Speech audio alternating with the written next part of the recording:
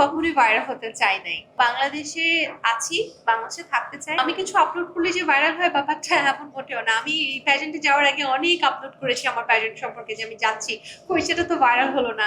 আমি আসার সময় অনেক আপলোড করেছি, কই সেটা তো ভাইরাল হলো না। ব্যাপারটা হচ্ছে যদি সেটা ভাইরাল হওয়ার কন্টেন্ট হয় তখনই ভাইরাল হয়। এবং আমি আমার লাইফের এই স্টেজে এসে বুঝতে পেরেছি যে সবসময় ভাইরালই প্রয়োজনীয় না। কিছু সময় আসলে নিজের মনের যে আশাটা বা একটা ভালো কিছু করা উচিত। তো সেক্ষেত্রে ভাইরালের পেছনে সবসময় দৌড়ানো উচিত না। আমি কখনোই ভাইরাল হতে চাই নাই। আমি আমার জীবনে কখনোই এমন কোনো কাজ করতে চাই না যে আমি ভাইরাল হব। কিন্তু হ্যাঁ, আমাকে কিছু গণ্ডি সেট করে দেওয়া হয়েছে যে তোমার এটাই করতে হবে, এবং আমি যেহেতু উপস্থাপনাই করি আমাকে এটা করেই চলতে হয়। সো যখন এই বাইন্ডিংস গুলো দেওয়া হয় আমাদের বাধ্য হই সেই কাজগুলো করতে, এবং সেগুলো ভাইরাল হয়। এবং এটাতে আসলে আমাদের আমাদের দোষ অবশ্যই আছে যে আমরা হ্যাঁ বলছি, বাট দেখুন আমরা না বলি কোথায় যাব, কোন দিকে যাব? যেখানেই না বলছি সেখান থেকেই তো আসলে আমাদের রিপ্লেসমেন্ট আসছে। তো সেভাবে যদি আমরা বারবার রিপ্লেস হতে থাকি তাহলে হয়তো বাসায় থাকবো, হয়তো আপনারা কেউ খোঁজও নিবেন না।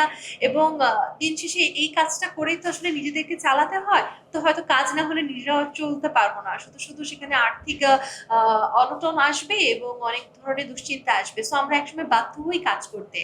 তবে আমার কাছে মনে হয় যে সবাই মিলে যদি আমরা এটা চেষ্টা করি যে আমরা এমন কাজ করব যেগুলো ভালো, তাহলে হয়তো ইন্ডাস্ট্রি ভালো হতে পারে। But at the same time আমাদের অডিয়েন্সরা কি আসলে ভালো অনুষ্ঠান দেখে?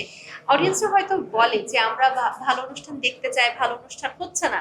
কিন্তু অসংখ্য ভালো অনুষ্ঠান আমার নিজের করা আছে বা এখনো হচ্ছে, যেগুলোর ভিউজ নেই। এমন অনেক অনুষ্ঠান আছে প্রতি ২-৩ মাস পর পর বন্ধ হয়ে যাচ্ছে, কারণ সেগুলোতে ১০ জন মানুষও ভিউজ দিচ্ছে না। বাট অনুষ্ঠানটা খুব ভালো, অনেক শিক্ষণীয়, অনেক ভালো ভালো আর্টিস্টরা আসছেন।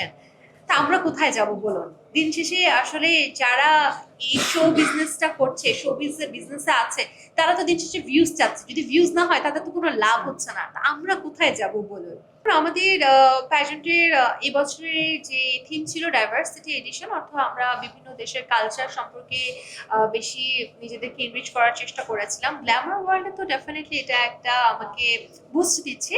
যেমন অগাস্টে আমাদের ফিলিপিনে একটা ফ্যাশন শো আছে, সেই ফ্যাশন শোতে উইনার হিসেবে আমরা শো স্টপার হিসেবে যাওয়ার সুযোগ পাচ্ছি। আমাদের ভিয়েতনামে কিছু প্রজেক্ট আছে এবং থাইল্যান্ডে কিছু প্রজেক্ট আছে। আমরা এরকম অনেক ইন্টারন্যাশনাল প্রজেক্ট পাচ্ছি।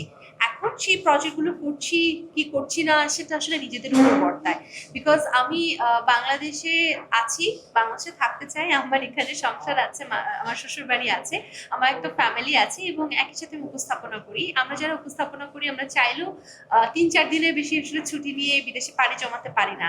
আমার ক্ষেত্রে আমি যদি পাড়ি জমে আমার শো গুলো হাতছাড়া হয়ে যাবে, আমি তো সেটা কখনোই চাবো না।